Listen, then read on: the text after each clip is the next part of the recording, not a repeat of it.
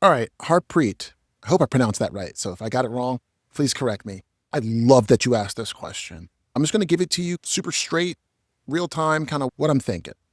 So, how would I approach the following? A finance SaaS client pays $180 to $120 for X software, cost per click. So, the first thing I would do is I would look at my conversions from those searches. I'm assuming you obviously have that, right? I would make sure that not only did it drive a lead, but that it also drove a lead that converted. I would be looking for quality. The reason why is back in the day, I used to rank in the top three for SEO consultant, SEO company, and SEO agency globally.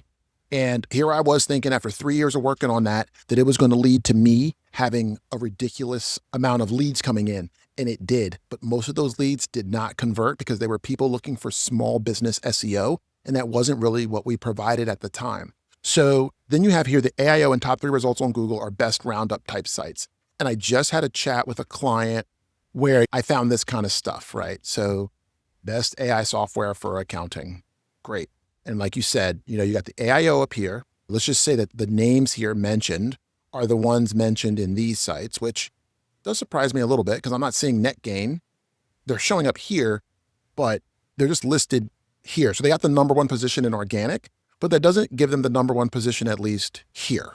Let's go back to your question here. Let's just make the assumption that you have validated that this is driving a bunch of high quality, legit leads. For me personally, I would go to my content and see what content have I written that performs with humans. It's getting shared within Microsoft Teams and other places and Slack groups that I know that people care about it. That's where I would start. And then I would say, how could I bring that content into this? If I wanted to truly win in this space, one, I got to work with a brand that's not going to put themselves at number one for every category. Because deep down, all of our businesses know whether or not we are at the highest level in every single thing. And if they're willing to be honest about that, then I think they can own a little bit of this space. I would start looking at the basics.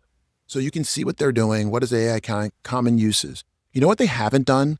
Talks to an actual accountant. So for me, I might say, hey, I want to take 10 of my accounting clients.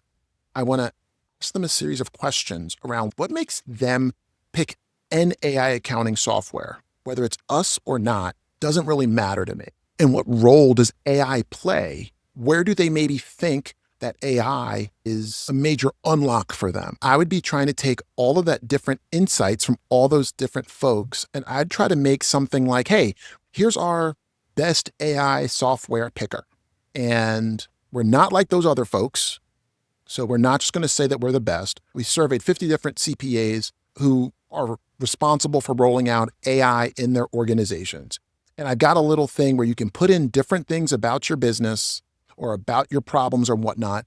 And then it'll say, here is this person said these things. And then I'd almost link out to them, like ask them further questions. Here's where they hang out online. Follow them on LinkedIn. I would make it like an asset. So to come back to, but Will, I got to show up for these folks. I think first thing I would do is I'd have a conversation about people are going to start to move over to ChatGPT and whatnot. The personalization and memory features are going to significantly affect who shows up where. But I get it. We got to rank this quarter or this month or this year, and we got to really go at that. And I think I would be willing to accept having to do this stuff if I had no alternative and my client didn't buy into the ideas that I just shared.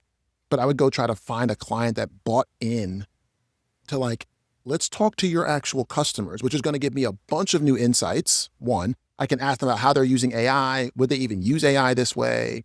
But then I'm also going to take these folks, especially if they're somewhat influential and whatnot, they're trying to grow their status. Great. How do I bring in their quotes, their insights, turn that into a rubric that helps people figure out the true answer to this question, while then kind of putting a thumb in the eye of you might have been to these pages, but they actually don't help you. It's not a surprise that these companies are all playing by the same playbook.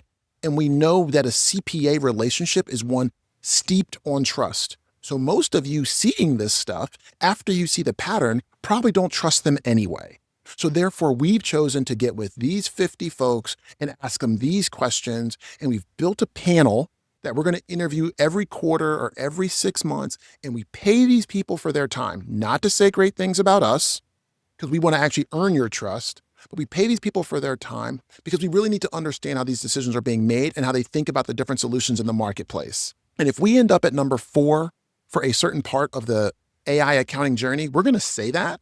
And then if we look at that as a marketing team and say we want to be better than that, then we're going to actually do the real stuff in the product to help us to improve there. And then you would see that improvement, inclines, declines, or whatnot over time. I think that's what I would do, man. Let me know what you think.